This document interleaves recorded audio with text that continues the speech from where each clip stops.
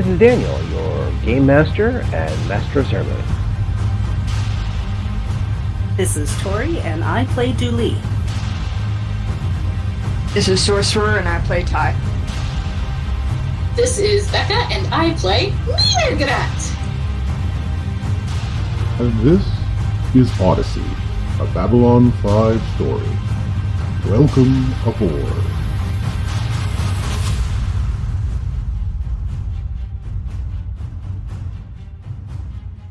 Ah, you're back. Good. Welcome, one and all. I, again, am your Master of Ceremonies, your great storyteller, and your cinematographer, Padini Foglio, at your service.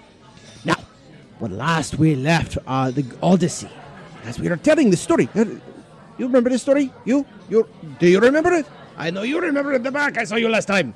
Still owe me a drink. We had many adventurers aboard the Odyssey, a ship doomed never to return to home, with crew dead, people missing, and great species coming out of it looking for a new home. Now, amongst these species, we have 3 people that we are keeping an eye on. Now, these 3 peoples, we have our Narn, the agent in exile named Dooley. We have Ty, the space tracker, who is here getting wrapped up in all sorts of deep business she has no business being in. And we have Mirgrat. Mirgrat is the scientist, the telepath, and the pak'ma'ra with a very positive attitude. They were on the trail of Amber, and they had found out that Ty had a source and was actually holding on to Amber for another person named Benny. Well, Benny, after drawing a gun on Ty, managed to get the substance before the others could intervene. So they followed Benny to a cafe. Now, Ty did not follow. She instead began to burn from the inside. With rage, how dare Benny pull a gun on her and her alone? This would not stand. And for not standing, we get to running the show. Now, sit back, have a drink, let Craig record, and let us tell our tale. Ty, would you do us the favor? Yeah, I go looking for Benny. Not to confront him, just because I'm interested in what he's doing with all this stuff now. You realize also this is not to confront him, but also to confront him. But also that. He does have a gun, but, just not to confront him, but, to confront him. Mm-hmm. Well, he does have a gun, but you do, again, spot him at the cafe where the others are. You probably, well, okay, that's the question. Do you coordinate with the others to see if they know where he is? Yeah, I call him up.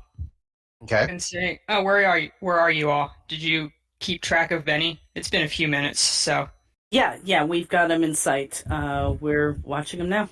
What's he doing? Sitting and drinking something. Where y'all at? We're at the cafe, but don't sit with us. I would never sit with you. Hang up on them. and start heading that way. You're going to make my job that much more interesting, aren't you? Yeah. Julie just kind of looks at the communicator. Joking, but you could probably miss that. Yeah, no.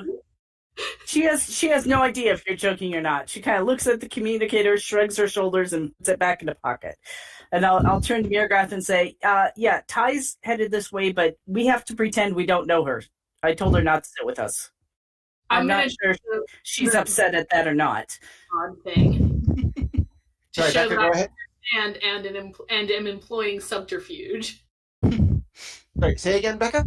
Oh, I'm going to tug on my pseudopod again to show that I understand and am employing subterfuge. All right. With the notice checks, Mirgrath is very much, we're keeping an eye on him. Also, have you read all this interesting information in these paperback books that come with large, shiny pictures? I can describe all sorts of human interactions now. Shall I go into intricate detail? You're now more interested in the magazines than you are dealing with him, but yeah, because your notices got was 6. That was pretty bad. I'm fascinated by this, like, get your body ready for swimsuit season on Mars workout routine. Brings up more questions, because that does bring up the question of how does a human get their body ready? Is it like getting their car ready? Do they have to have a change of fluids? Do they have multiple bodies for different days? This is good questions to ask. Oh, I have decent ranks in human culture. I have a few too, which means that it's going to be really interesting how we together agree on a misinterpretation of a thing. So fuming, him walks in Ty, absolutely just livid.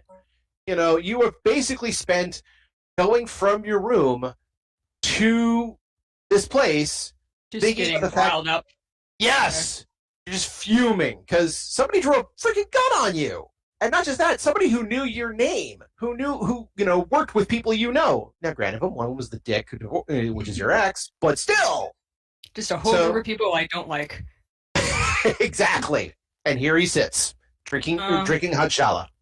I go over there and, like, smack the hot jala to his lap, and then just walk over to the bar and order a drink. Just one beer. Okay. Well, it's a cafe, not a bar, so you're talking more coffee than you are alcohol. I just ask for whatever they have. Fair enough. Just like the first thing on the menu. Yeah. Hi, give me that. What are you referring to? I don't care. Just give me it. So you knock the hot jala, and he jumps up and yells, "Ah!" People around the cafe also, again, somebody shrieks. They're all going to stand up and give notice. Oh, is you okay? Are you all right? Ah! He's basically got, hot coffee on his pants right now. It hurts like hell. And yes, the person who very obviously kicked it on, or dumped it in his lap is now at the bar going, I want whatever that is. Okay, I think seeing that this guy, like, I'm assuming even with my notice check, I noticed this guy being in distress and, like, having, and, like, steaming at the pants. Yes. I'm assuming. You would definitely, everybody noticed in this, including the baristas. Okay, so I think as this happens and he's, like, being upset and also in pain, I think I'm going to take that as my opportunity to approach him. Oh, God. Okay. I'm just standing there, like, obviously watching Benny writhe around and, like, enjoying it, but I'm not going to say anything to him. Just watching it. Greetings, friend! I have noticed that you are in some distress. May I offer you medical assistance? He looks up and says, what the hell are you talking about? Jesus! What's going on here? He also looks over because he obviously saw whoever kicked. It's hard to not notice somebody who's pouring hot coffee into your lap. As he's like literally getting whatever he can to absorb the mess in his pants. He's like, just go, get out of the way. Go on, get out. Is he flicking his hand away at Miogarat? But speak. Go on, get out of here. Go on. You could see everyone sees him pointing at Ty, and everyone knows what the phrase "you" means. It's almost universal. What are you gonna do, Ben? Try to shoot me? He looks you right in the eye. You can tell that he is fuming at you. Reaches over, grabs, taps one of the baristas. I believe I was just assaulted in public by one of the passengers. Please see security, please. And it stares you right in the eye the whole time. I just kind of shrug. Okay. I think I'm gonna go over to the baristas and You're gonna what? I think I'm gonna go over to the barista and if this man is claiming assault, I will be happy to stay and speak to security as a witness. I'm just looking from Ty to Miogarat back to Ty. I look very confused. But what I'm really doing is watching the bag and the people move around us. Mm-hmm. So I don't know if you want me to do a notice check or not, but that's what I'm Yes, trying I to do. do. Okay. Better you than me. 23. Okay, not bad. You're definitely keeping your eye on the bag at all times. Because now there's a kicking of feet, there's a rush around, this and that, and you're trying to figure out what's going on. Now, he's not leaving his bag much, but again, by the way, just think of the chutzpah of just what happened when a guy who has essentially a satchel full of possibly cocaine and had coffee poured on his face and somebody challenging him to a fight called the cops. Mm-hmm. Mm-hmm. He's So- either very brave or very stupid. So it doesn't take long before one of the security shows up. It's one of the heavyset guys, mustache. He's like, all right. I hear there was an assault going on. What happened? It's Paul Blart. Paul Blart, ex-military version, for lack of a better term. Oh, no. I continue my habit of not talking to the cops and just stand there and watch Benny and me. Immediately points at you, says, this woman, this thing, he uses a phrase that Brikari understand, and Brikari know what it means, but most humans don't. And it's not a good word. It's not a word I can even say here. This is a PG-13 label. And I don't want to be spreading around Brikari curse words left, right, and center, because that would be irresponsible of me. He obviously calls you something very insulting. It would be like using, say, the C word.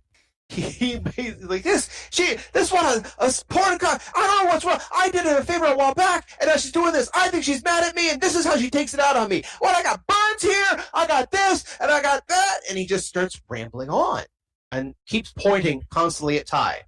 I would like to interject. He says, "All right. What do you got?" I find this individual's story to be somewhat unbelievable. Although he is currently complaining of burns, I offered him immediate medical attention, which he promptly and vociferously refused. The sergeant looks over at Benny. Benny says, "It's a pak'ma'ra. What is it going to do? Just devour the flesh from my bones?" And they went, I will actually speak up and say, actually, this pak'ma'ra holds multiple degrees in medical and science. by the way, what did Becca say? I was just like frowning because Burger Out already told her that she was not a doctor. I find that extremely insulting. I would also eat your bones. Aircraft, you're not helping. That's because you won't let me.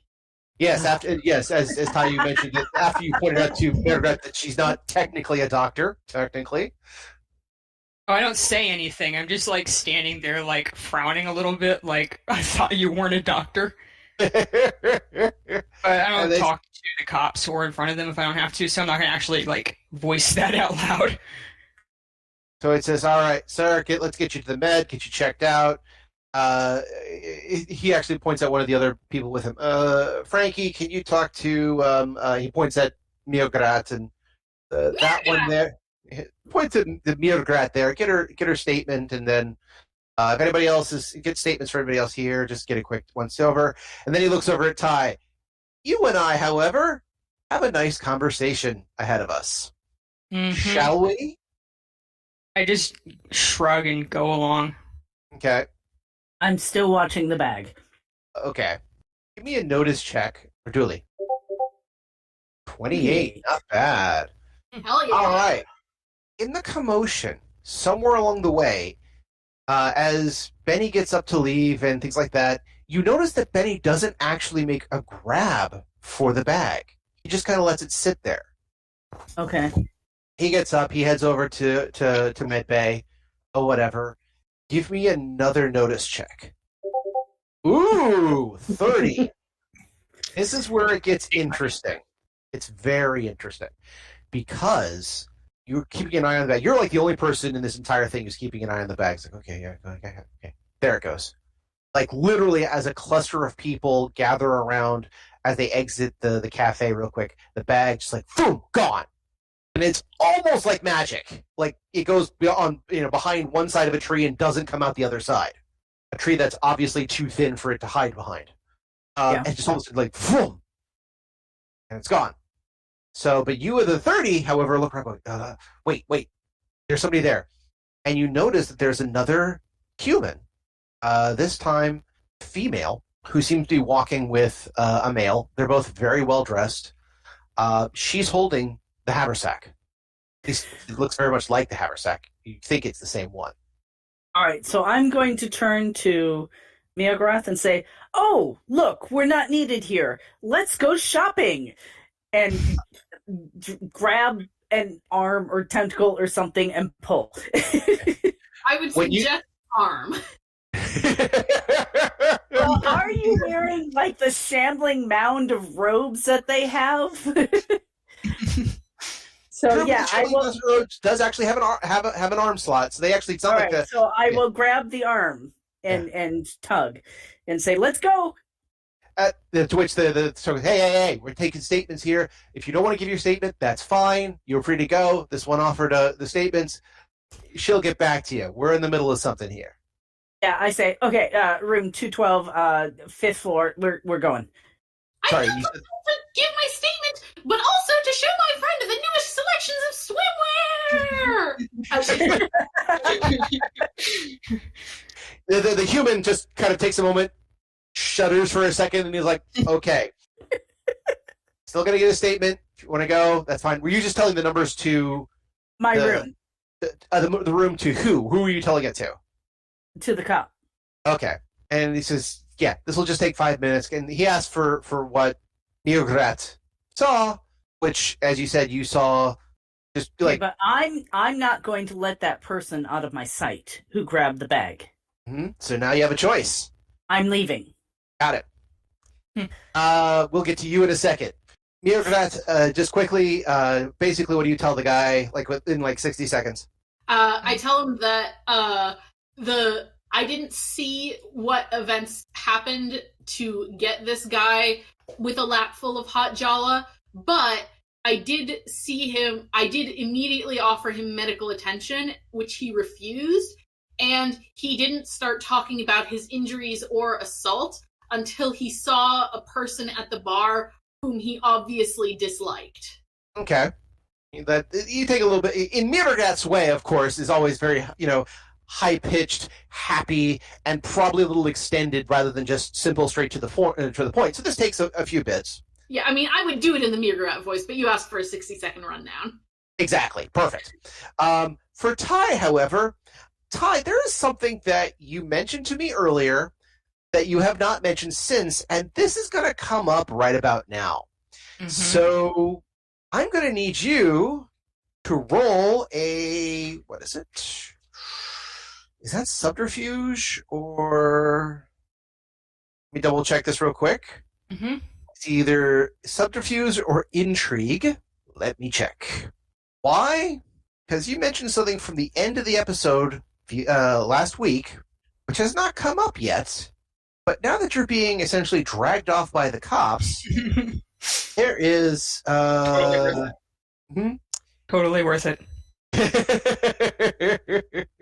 All right. Hot jala is hot. Warning, and he had it coming. Mm-hmm. Okay, this is probably going to be... Oh, all right. I'm going to have it as a... intrigue. Yeah, it's probably going to have to be a... Subterfuge, I think, is what it's under now. Yeah, I think it's going to be subterfuge for this. Because they mentioned subterfuge is sabotage, sleight of hand. Here we go. So I'm going to need you to do a subterfuge check. Okay. Oh. Oh, no. Oh, no, indeed. Not good. I don't remember what I said, but not good. Well, it's not something you said. It's something you mentioned you had on you. Oh, Four things in particular. No. Oh, no. Oh. See, but that's why I asked if it was technically illegal yet.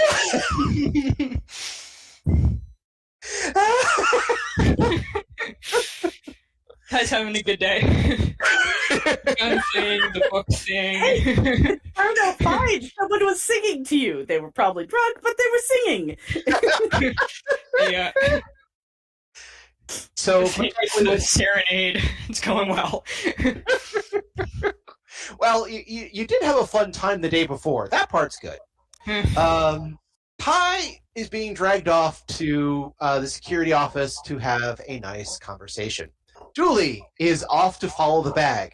Mirgrat is here to make the statement, and then, again, it's going to take you maybe 10, maybe 15 minutes. He has a couple of questions, and then that's it. It's not that bad, but it is diverting you from the other two groups. By groups, I mean people. So, unfortunately, now we are in a full split-the-party situation. But I'm sorry. It's not that bad. This is a great situation because, again, you are keeping on topic. Your mission is the bag. Ty, you're kind of wrapped up in a few other things, and when they do take you to the station, they're going to probably wand you over a little bit to make sure you don't have any weapons on you, and gets the phrase, "So what's this then?" As he pulls from your pocket a cube of amber, is going to come up. We'll get there in a second, and then Mirgrat is going to have to catch up one way or the other unless Mirgrat has something else that is going to catch her attention down a personal level. So, where to begin? Let's start with. I'm going to start with Dooley. No, excuse me. No, I'm not going to end with Dooley. I think that's appropriate. So let's start with Ty. So Ty again is brought to the station. Again, it's a security office. There's some cells. There's a general interrogation area. It's kept compact for obvious reasons. But again, you find the wall.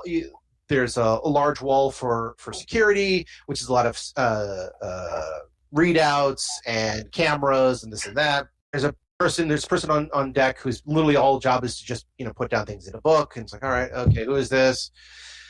So when George, who you find out is George Izas, is the guy who is taking you in. Sorry, George Tuska, my bad. George Tuska is like, all right, come on, let's get you in. He gets you approached. There is a Narn behind the counter, and he looks over and says, what do we have here? Simple assault. Looks like someone got into a lover's spat and poured hot coffee down the front. I make a massively disgusted face. He looks over when you make the disgusted face. He's like, what do I care? Come on, let's get you in a cell for a bit. So they put you actually in a room. We had like there's a table, 2 chairs, very much your standard. I'm doing interrogation. They said, all right, we got to check you for the problems. Hands out, arms out to the side. I do it. Sorry. Okay. So he wands you over, and as you get to the pocket, there's a bit of a beep. Empty your pockets, please. I start slowly taking things out of my pockets. So what I have an identicard, I got a communicator, probably some receipts. Mm-hmm. Breather mask, just in case. Just a useful thing to have. Well, breather mask. Pretty hard, but yeah, you got the transmitter, the communicator, your card key, your identicard, and then when you reach in your other pocket, you find 4 dice-sized cubes. I pretend to search around, looking to see if there's anything in there, and then I come up with nothing, and just kind of shrug oh, that's it. That's going to be another subterfuge roll. The last one went so well. All right, 20, not bad. 23. Ooh, okay. So the police officer, whose entire job is to notice these things, kind of oh yeah, I'm out. That's all I got. He just kind of looks over and says, "Yeah, okay." Hits you with the wand again. It beeps again at the side. It's like, okay, you got a second pocket there or something? I just kind of sigh and oh, you got me type way, and take out 1 and put it with my other stuff. Fair enough. So you just take out 1. For the natural 20 with the subterfuge, I'm going to allow that. Definitely. Even though he got a better score, it's he caught you, but now you do the whole, okay, I got this one. Mm-hmm. And he kind of wands over. It's okay, it wands. Oh, what is that? He says, hey, I have names for people. He says, he looks over. Hey, could you get the chief?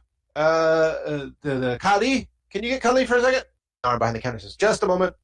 And then links in aside, makes a message. So, why don't you sit down and have a conversation, shall we? Let's talk about what's going on between you and him. Now, I won't ask you to go through the whole relationship, things like that, but just generally, what do you tell him what happened? I say that it was an accident, but I don't really say anything else. Like, whatever he says, I just kind of shrug. I'm like, oh, it was an accident. He spilled coffee on himself. Or jala on himself. Hey, what happened to him is none of my concern. Besides, people do this. Jala falls. It happens. What can I say? I love the fact that I can see in my mind's eye that you talk a lot like somewhere between Tony Soprano and Fat Tony from The Simpsons. Fair. Do you see something? I see a lot of things. So he keeps you there interrogating you for a while because obviously the guy, said that you assaulted him and he's got to investigate that. Mm-hmm. So after a while, the chief comes in and she's looking at a kind of a quick pad going, George, you called me in for an assault. Somebody poured coffee on somebody else. What's this about? He says, sorry, Chief. The chief, by the way, again, is a Narn female. She does walk with a bit of a limp. This is the first time you're actually noticing it, but she actually does walk with a bit of a limp. And when she brings her foot down, it comes down a little harder than the other foot. So it's like, dunk, dunk, dunk. She says, look, what is this about, George? He says, it's about that thing there, the little amber thing there. She looks over. Huh. I just kind of look back at her and say absolutely nothing. Yep. Not sure what this is, but I think I have a suspicion here, George.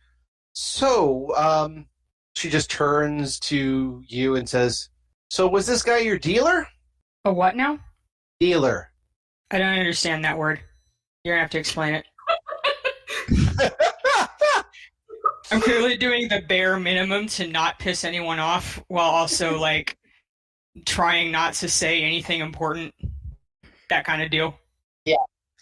You're also pulling what Margaret Cho referred to as the greatest reason to be Korean in the United States, is that you could then at any moment claim you don't speak a lot of English, particularly if people hit on you at bars. I mean, I have done that. I'm super white and have a vague southern accent most of the time, so I would not make that work if I wanted to. I just pretended I only spoke Russian. It was great. It gets better. Afterwards, I was out talking with my friends, and the guy comes up to me, he's like, you speak English? And I'm like, yeah, bro, sorry.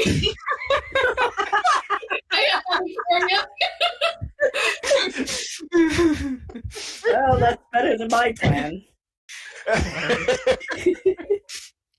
So you're left there to use the old term, bake for a while. They put you in a cell. They're going to go run some tests on the substance because they want to verify exactly what it is. But yeah, you're looking at a problem here. Oh, we'll get to that. Mirgrat. Yes. Okay. So while Ty was being taken away, and Julie has just, boom, gone. Obviously in pursuit of something, you're assuming the package. But you had to stay there because the guy was there asking, say, look, we need your statement, and you gave one. After which he says, thank you for your time. If there's anything we need, we'll let you know. And thank you for your offer of medical assistance. We know you're not certified, but at the same time, thank you for looking out for the health and well-being of other people. I pride myself on being an extremely efficient first aid responder. He is also looking at your translator when it does the weird voice, and even his eyebrow just kind of goes up, and he's like, I was not prepared for that. All right, well, have a great rest of your flight. I hope everything goes well. Thank you for your time, and he leaves, which leaves you in an interesting situation. Oh, before he leaves, I want to get that officer's information and, I basically, I want his name and badge number. Gotcha. Mirgat gets his name and badge number. I don't have one specifically here, but I will come up with one. It's been written down, I assume. It has been written down. He's a human. He's male. Actually, excuse me. I have dice for such things. Hey. Actually, yeah, it's a human female who's taking your information, taking your stats, and so she'll get back with you later about thank you very much for your time. We at the office really appreciate this, and she kind of looks over you like, okay, cool, thank you very much, and here's my badge. Here's the quick ident that we can give. It's the badge number, things like that. So if you need any, she also does kind of pull the whole look. If you need anything here, contact me at this link. The usual detective gives the business card sort of thing, except there's no business card.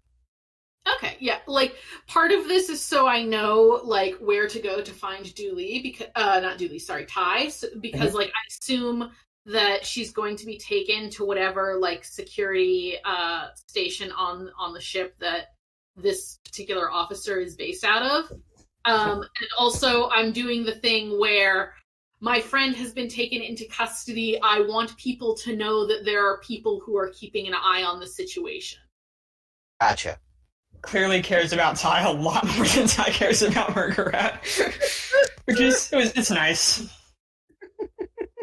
Like, Margaret cares about everyone to the extent that they are interesting and they want to be able to keep researching. Mm-hmm. That is fair. Ty is very interesting. And full of research. So, like, and basically everything Mirgara is doing now costs them nothing in the long run and lets them continue going on this exciting adventure. Like, if this were a prisoner's dilemma o'clock, Mirgara would sell you down the river so fast you would not even get out of the boat. You wouldn't sell them down the river. You'd hand them a paddle. What? Fuck no. I need that paddle.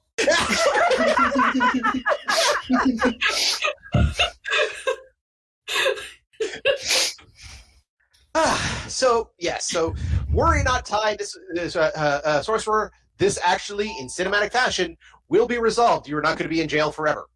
I mean, it's not Ty's first time in the drunk tank, I'm sure, but... I mean, unless we want this to turn into Babylon 5 Odyssey : Prison Break. Let's just say that would be an interesting adventure, but then you have nowhere to hide. It's not like, Babylon 5, which was 5 miles long, 250,000 humans and aliens. This is a mile long, no more than 500,000 people on this vessel. Listen, I'm sure we can get our hands on 3 fake mustaches.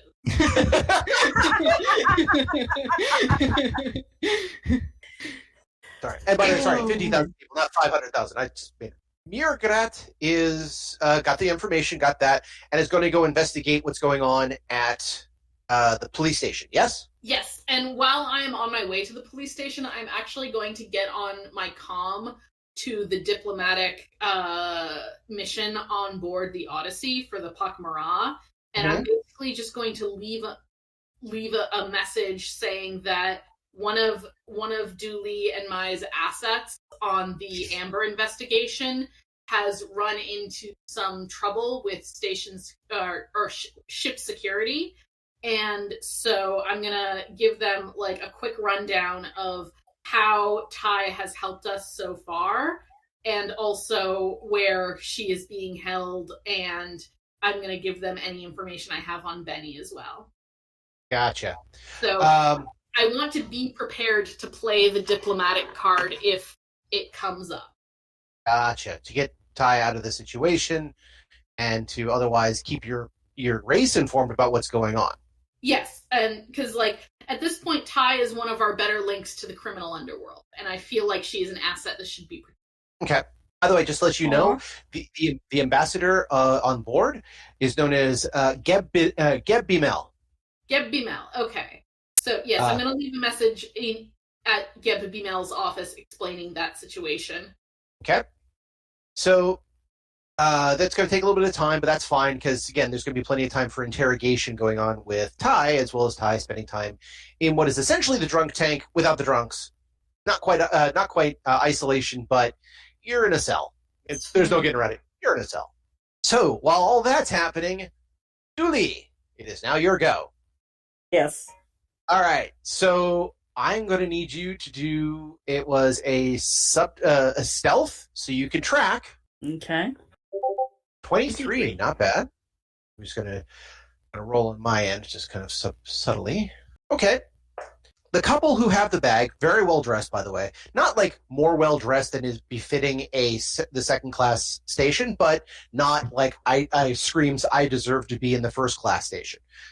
Definitely business well dressed, but they're very efficient. And she's in a dress, but she is not in a. It's closer to the equivalent of a what's the word? Pencil side skirt. It's has functionality, has some levels of mobility. It's not encumbrant in any way, but at the same time, it is very professional looking. Okay. So you're basically tailing them as they head down towards the main mall area where there's a lot of shops, everything else like that, and they mingle amongst the crowd, and you definitely keep a tail on them to figure out what's going on.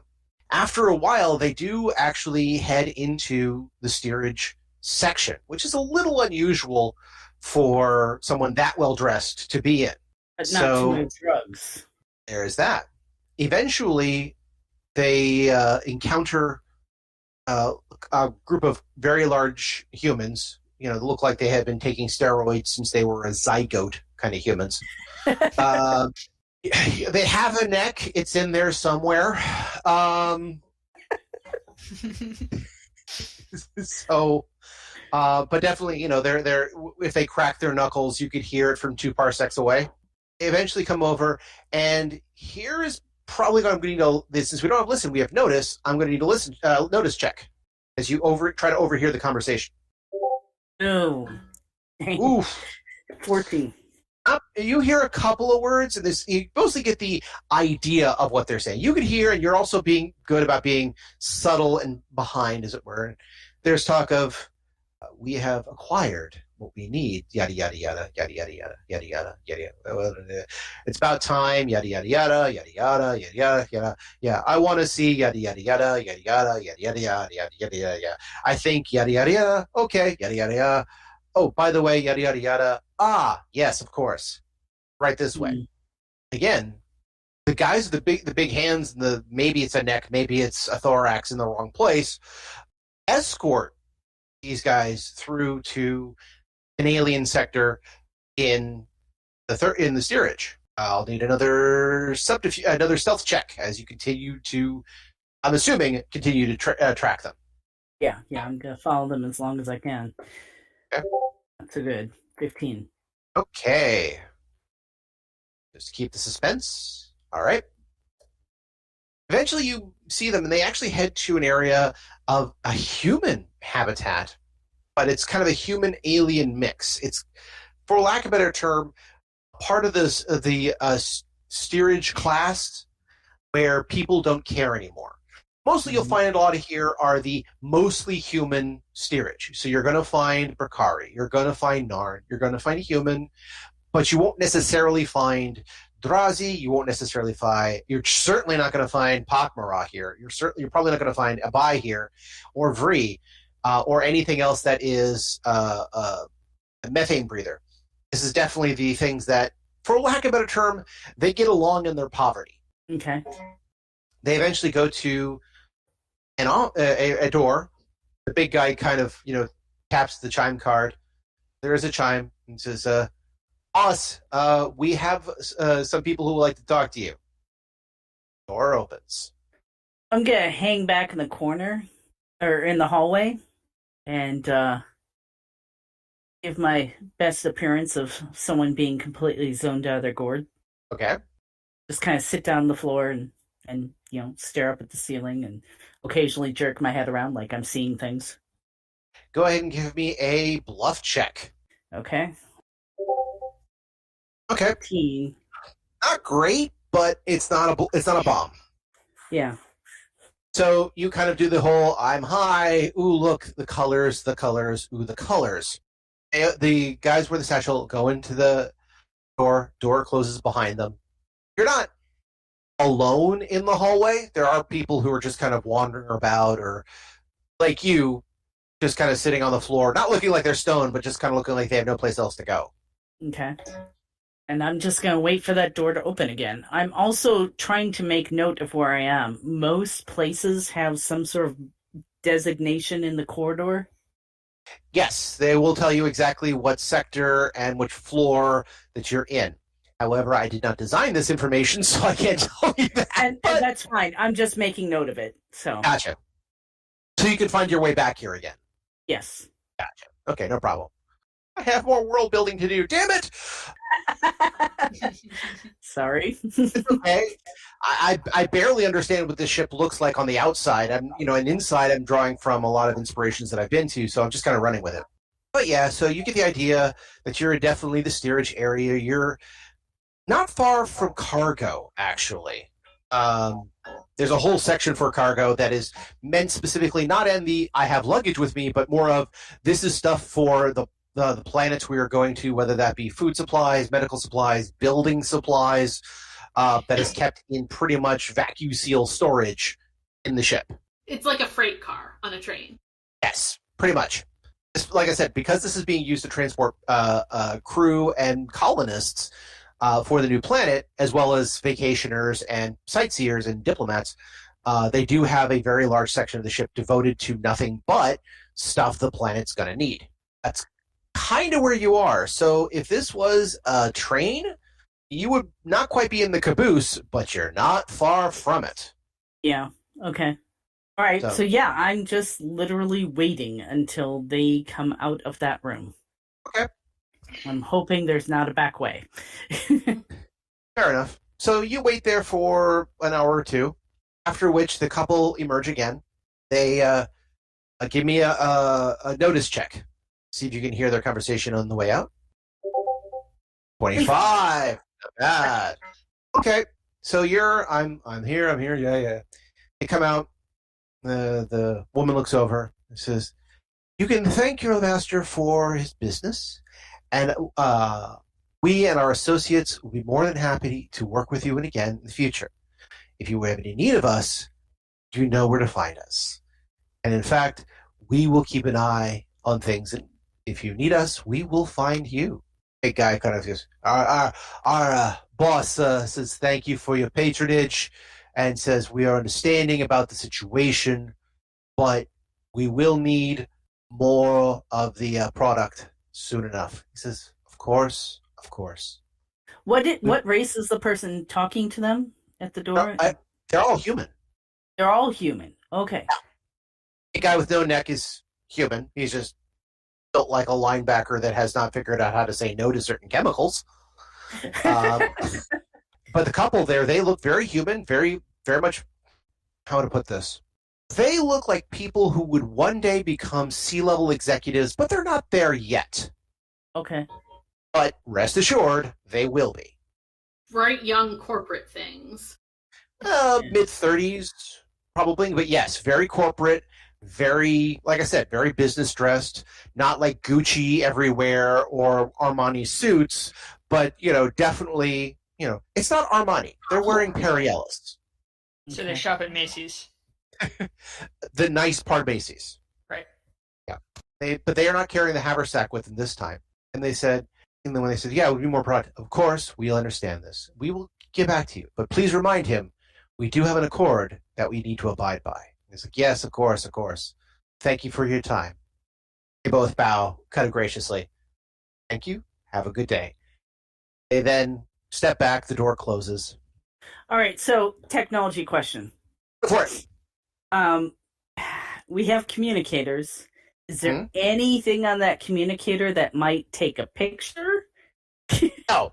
Pictures are done through recorders, very specifically. Okay. All right. I mean, this is future 90s, not future 2005. Well, I'm There's trying to figure cameras that in out. future 90s. All right. I never thought that I'd be playing a retro future game, and yet here I am. Right? All right. So yeah, I will. I'm just gonna try and make note of what everybody looks like. Okay. She, human, red hair, but a soft red hair. Keeps it very well maintained, but it's not like in a bun. It is somewhere between. It's basically a shoulder length red hair, kind of cut in a bob. But Oh again, my god, it's Rachel. It's the Rachel. yeah, basically it's Rachel. Yeah, Who's Rachel? from Rachel? Brent. I sorry, haven't seen it. Neither have I, but like I lived through the 90s. Well, technically, so did I, but I still And all of us, thank you. not I'm not watch that young. any of that show. That and the the osmosis thing. and the show with the comedian with the Seinfeld, you mean? yes, never watched that either. All right. All right. So basically, if you look up the hairstyle of the Karen, you will find it. But again, it's from Friends first season, no problem. The gentleman, however, has dark hair. He has a slightly dusky skin, but again, well-dressed suit, darker colors, though he has an actual light gray shirt underneath. Like I said, his shirt actually has cufflinks, actual cufflinks. Wow. Um, Can I see what the sometimes cufflinks have like a house symbol or something like that? well, depends. Have you ever tried to identify a class ring from 30 yards? No. That's an oddly specific example that makes me think you have. Oh, that's just me. That's how it comes out. That's just me. Yeah, you couldn't identify any symbols they have, though they are wearing both wearing pendants, very small kind of gemstones in a pendant. Hers is of a silver material, his is of a gold, but not like a thick chain or anything. It's very delicate, very subtle, very nicely accented. Okay. Do I think I could identify it again? There's a chance. It's not like an unusual pendant, but it is distinctive. Does that make sense? Yeah. Okay. They look like they're talking to each other, but they don't seem to be talking for a bit. They just kind of nod their heads. Yeah, kind of almost talking in pantomime without actually opening their mouths. And then Are they not doing any sign language? no. It's like somebody plugged your ears. You can't hear the conversation, but they're having one. Somebody turned the volume off. They've got tech. Exactly. Could be telepathy. I'm gonna follow them discreetly. Okay. There's no need. Because after they talk to each other for a bit, they kind of go, they recognize, and she kind of insists something, and he just kind of nods his head and goes, you have that distinct feeling he's doing yeah, I think you're right. Let's do that. And she kind of nods like, of course I am. And they go arm in arm, like they're strolling down the Chateau d'Izé, and instead they come right up to your station. They crouch down, and they said, good afternoon. So I noticed you were looking at us the whole time, and we just were interested, basically, in what you might be interested in. Drugs. Which is the truth. So if they Is can indeed read true? my mind, if they can read my mind, they know I'm telling the truth. And they look at each other and says, is that really all you want in this situation? Right now, yeah, drugs would be good. Amber's always nice. Drugs. Give me this is actually, you're not bluffing, you're not lying technically, but you are kind of stretching the truth a bit. I could give you a bluff if you want. Let's do bluff. Because you're trying to like, you're trying to keep everything very surface level. Yeah. 29. Okay. Oh, shit, that's a natural 20. And indeed a natural 20. Mm-hmm. And then they said, so, how do you know we have drugs? You're in the brown sector and you have money. Your shoes cost more than my ticket cost me. They go back and forth. Well, if this is all you want, this can be prepared. Not a problem. Kind of points over the door. That door will be more than happy to help you with any amber you may have and may need. But if you're looking for something else, something more out of life, something of more of a need, I think we might be able to help you, and you can help us. But Right. no, please, we wouldn't want to stop you from your vacation. We'll find you when the time is right.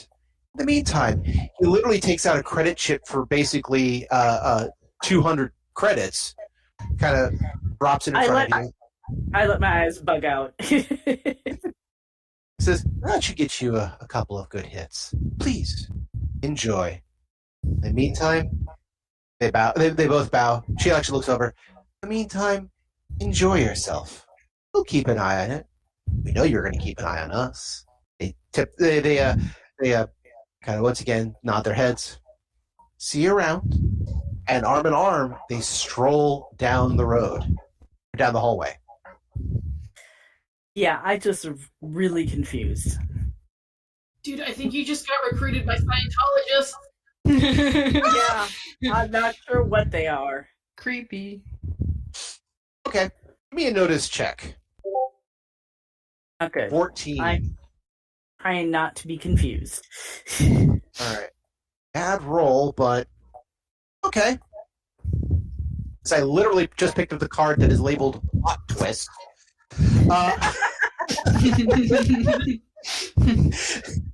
You realize a couple of the coins they put with the credit chip are not human. They're not Centauri. You have no idea what they are, but they are a kind of coin. They're kind of brassy, but a little bit more brown than brassy. But they still have a gem-like quality to them. It's about the size of a quarter, or they're about the size of quarters, I should say. But they all have strange sigils on the back. Nothing you recognize, nothing you've ever seen before. Okay. But it is very specific. Like, All right. Mhm. So I'll pocket coins because I don't Okay. recognize them and I want to research them. Is it you say on the back there's a sigil? Is there anything on the other side? Yes, something that kind of looks like. All right. So on the other side, On the other side is an image of. It's not a yin yang symbol. Well, it would be a yin yang symbol, except for the fact that the balance is completely out of whack. One side's general sense is a lot larger than the other. The dots on one side is a lot larger than the other. So it's like the yin yang symbol if the white parts were almost minimized out. weird. Yeah, I'll pocket the coins and I'll go wait a little bit before I go knock on the door. Okay. So as you wait for a bit, there is somebody else actually beats you to it. They actually go and knock on the door. This one is carrying, it's actually a game. One of the game creatures, full encounter suits. It walks up and it's carrying what you first think is a bucket or a lantern. Weird. Okay. It's the intercom. There's a beep. You hear door opens, and one of the guys, one of the other guys comes out and says, he just looks over, looks behind. He's like, everyone's around here is high. They don't care. He says, you got it? Jar opens up. It literally is, you could tell that this is it's like a bottle, except the base doesn't come off so much as everything else above the base does. And when it does, it slides. It's basically showcasing a glass container underneath. So the handle he was carrying it by and the outer casing slide off, showing this base, which is this strange metal, a glass container that kind of looks like a bell jar if a bell jar was designed by a steampunk maniac. Inside is blue fluid, very familiar blue fluid, and something that's probably about 8 pounds in size thumps against the glass. Give me a notice check. 28. 28, good. And that's when you see the eye floating in it, and the other eye. And then you realize that the eyes are connected to the thing that's thumping around the blue. They say thank you. The game gives them the jar. Game is then given. Well, at this point, this is when one of the big guys says,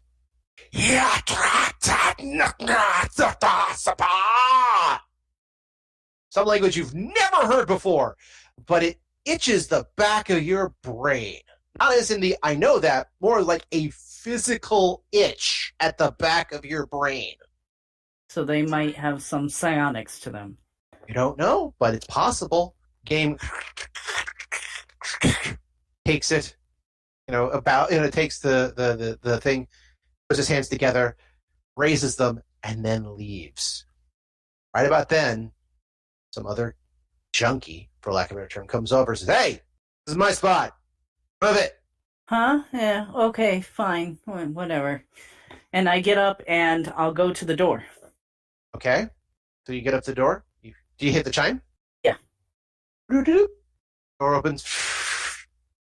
Inside, you get a view of things, but there's more doors on the inside than out. You can obviously see like a desk in the middle and like 3 doors behind it. The big, thick guy. Yeah, what? I hold out a cred stick. He says, Ember? He looks over. Who sent you? I don't know, man and woman in a suit. He looks over. Discuss life stories. You hold out. Now you're holding out literally the credit sheet that they gave you, right? Yeah. He looks over. Oh, this is what you want. Suddenly he's really polite. I'm not going in the room. I'm standing in the doorway. He says, "All right, welcome aboard." Drops a single pellet of a cube of amber in your hand. He says, "Enjoy." But you didn't. Yeah.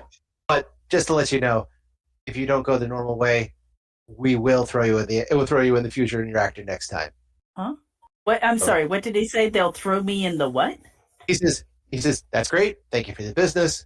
But if you don't go around the regular way, we're going to throw you in the fusion reactor." Yeah, I let myself look confused, and I'm like, okay. Yeah, thanks for doing business. Door closes. All right, I'm going to head back to Mirgrath. Okay, so as as Dolly has now found a number of things interesting, Ty has found herself incarcerated, and Mirgrat is trying its best to... what is the correct pronoun for Mirgrat? I get confused. They, them. What is it? They, them. Thank you. So as Mirgrat tries to figure out how they can help their friend get out of jail by contacting the local ambassador, it's about a good time for us to end. Now you see, this is where you end it. A good cliffhanger. Well, not good cliffhanger, but a cliffhanger. So, we have things in motion. We have things being discovered. We have people in trouble. And that is an excellent place for everyone to come back next time in 2 weeks, for I have another tale of the Odyssey, a Babylon 5 story to tell you. Please, come again. And you in the back, what is my drink? You can go away now, Craig. Go.